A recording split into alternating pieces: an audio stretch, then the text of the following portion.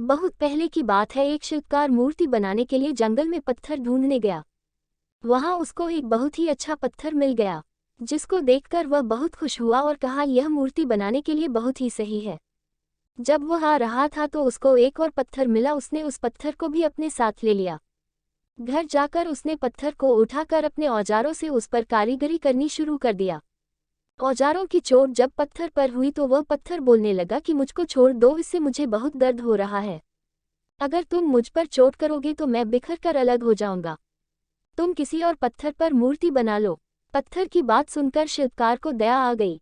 उसने पत्थर को छोड़ दिया और दूसरे पत्थर को लेकर मूर्ति बनाने लगा। वह पत्थर कुछ नहीं बोला। कुछ समय में शिल्पकार ने उस पत्थर से बहुत अच्छी भगवान की मूर्ति बना दी। गांव के लोग मूर्ति बनने के बाद उसको लेने आए। उनने सोचा कि हमें नारियल फोड़ने के लिए एक और पत्थर की जरूरत होगी। उन्होंने वहां रखे पहले पत्थर को भी अपने साथ ले लिया। मूर्ति को ले जाकर उन्होंने मंदिर में सजा दिया और उसके सामने उसी पत्थर को रख दिया।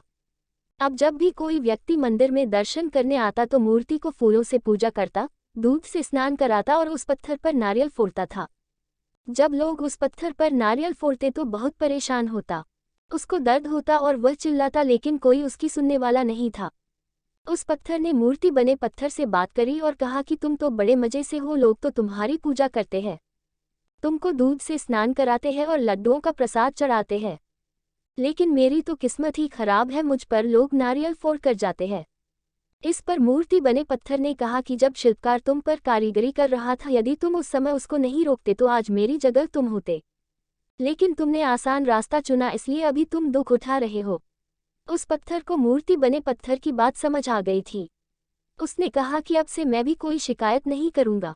इसके बाद लोग आकर उस पर नारियल फोड़ते। नारियल टूटने से उस पर भी नारियल का पानी गिरता और अब लोग मूर्ति को प्रसाद का भोग लगाकर उस पत्थर पर रखने लगे। इस कहानी से हमें ये सीख मिलती है कि हमें कभी भी कठिन परिस्थितियों से घबराना नहीं चाहिए।